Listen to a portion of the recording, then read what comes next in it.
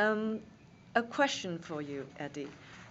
Maria is first your student, then partner, and then she become your wife. So what do you think makes a good dance partner? And can you give us any advice to those who are finding a good dance partner? That's a very good question. I would have to think that it's such an individual experience when it comes to that. I mean, I get asked all the time, so people come to classes looking for dance partners. And of course, I would say this, if you love to dance, if you love to dance salsa or just dance, I think it's probably something that you're going to want to share with your partner.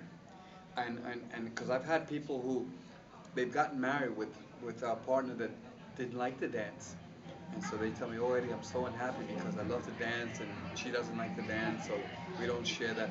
So I would say that one of the things is if you have a passion for dancing and you like to share that with your partner, then maybe you should look for someone who likes to dance as well to share that passion with you. And I think that's very key. Um, in my case, like I said, I met Maria, and I don't think anything that has really happened for me has been a coincidence, so to speak. I was teaching at a place in the Bronx, state park by the name of Roberto Clemente State Park, which is a state-funded recreation center, and they hire people to keep the youngsters off the street, and they hire people to teach all different types of recreational sports. In my case, they hired me to teach salsa dancing at this place, and so I remember clearly when I walked into this uh, park and into this recreation center in the Bronx. It was 1978 going on 79, and I walked in with my friend for the first time. I was going to start my classes, and as I looked over the balcony down at the gym, it was a huge gym. They had a one section that was separated for gymnastics. They were teaching gymnastics, and as I look, I see this beautiful young lady sitting at the table talking to some of the students, and I casually looked. I looked at her and I told my friend, I said, Jackie, you see that young lady over there with the short hair like that, the real cute one? I said, that's my future wife. I said that just like that in passing. And he looked at me, he says, yeah, right, Eddie, yeah. I said, no, no, really, I said, that's my future wife right there. But I said that, of course, just in passing, because she was so attractive, and I thought she was just adorable, just sitting there, and she was one of the instructors teaching gymnastics. And so with Maria, just to make a long story short, because this is all, I believe this story is on my webpage now, and they ask me this all the time. And once start talking about Maria, then there's no end. So I'll make it real quick. I met her there because she came one day to visit the class to see what was going on there. Somebody had told her, oh, there's an instructor here teaching salsa, and maybe you want to come and check it out. And she did. She came. I met her. I asked if she knew how to dance. She said sure. And I put on music and I said, can you show me some of your dance moves? And she started flopping her arms all around. I said, okay. I said, good. I'm glad she doesn't know how to dance because maybe I could teach her. So as it turns out, she winds up taking class with me, and it's a much more involved story. But like I said, I'll wrap this up quickly.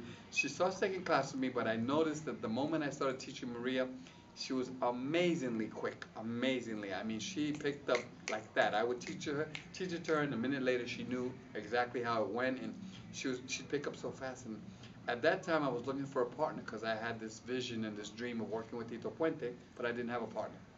I met Maria after I started training her because I asked her, I said, would you like to team up with me? And I told her my whole vision of working with Tito Puente. Maria didn't even know who Tito Puente was. So with her, it didn't make no big impression to say, okay, I'm going to go try to dance with the Tito Puente Orchestra. But anyway, she said, yeah, let's try it. So I started teaching her, and in 6 months, I taught Maria two choreographies of Tito Puente's music, a cha-cha and a mambo. I go one night, I meet with Tito. To make a long story short, he tells me that in his next concert he would give me a chance to perform with Maria. But there's a whole story how that came about too. And so, 1979, we started our first show with Tito Puente at a place in Manhattan called the New York Coliseum. And just to say this, from 1979 till the year that Tito passed away, which was 2000, we started performing and working with Tito as his dance team. We were known as the the Tito Puente dancers, Eddie Torres and Maria Torres. And of course, with Maria, we were just partners at first, although I was attracted to her from the first day I saw her. But she played hard to get. she, she, um, she wasn't an easy catch. So I chased her until she caught me. so, so, so about 3 years later, we started to really become an item, and we started to, I think she started falling in love, and it's been now 33 years. It's 1979 till now. It's like 30. We just celebrated our 33rd, and it's been crazy. It's been wild, but Maria definitely is the queen. She sits on the throne of my heart as my my wife and my soulmate, and she was my student, my dance partner for many years. I think I don't remember the exact year that she stopped performing because she had children, but yes, Maria and I think we were one of those like fairy tale stories, boy meets girl, Romeo and Juliet. It was really amazing, but that's why when you say, oh, what can I say to people when it comes to meeting partners? Or I'd say, well, of course, again, if you love to dance, then try to find someone who also loves to dance, and then the rest, it has to be something where it's up to both of you. I would say this to the guys. I said, listen, I said at first I would fight with Maria, but you don't win. You don't win. So I tell you, you want to have a good ride with your spouse or with your wife or with your dance partner.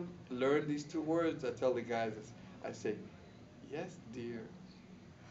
Yes, dear. That goes a long way. Okay? Because of course, you can agree. What I say, you can agree to disagree agreeably. so but with Maria, she's a strong woman. It so happens that her and my mother are born on the same day, March 25th, and they're both Aries women. They're both strong, and so I am totally opposite. I'm a water sign. I'm a Cancer, and I throw water on their fire. My mother is, in other words, a tough cookie, and Maria. So I've learned not to try to fight fire with fire, and I try to really just say, yes, dear, let's work it out, and I think the balance just works out for us. But again, that's just individually speaking. That's my experience with my wife, and the reason I can come out here and still share and have these experiences is because while I'm away traveling, she takes care of the house, the children, the dance classes that we teach. She takes care of my mother, her mother, and my mother. They both live alone, and she looks after them. And it's just a wonderful thing. And I'm so blessed because if it wasn't for that, I don't think I could be in Hong Kong right now, having this great time and sharing the love of dance that I have. But because of the fact that she's there, she's a wonderful woman. She does all my outfits for me. Everything I wear is made and done by Maria. So I couldn't ask for a better soulmate and a better partner in life. I mean, we have our fights just like every relationship, and it's not always easy. But I don't think when it comes down to nitty gritty, I don't think we would let each other go. She tells me, "You're stuck with me for life." Yes, and every time I'm with her in class, I have to chase her away because she's always flirting with me, and she tells the people, she says, "I have to keep this alive," and she says, so we have to keep the fire burning. So we're always carrying on like two little lovebirds, and it's really, for me, it's been really a beautiful experience having this beautiful wife in my neck.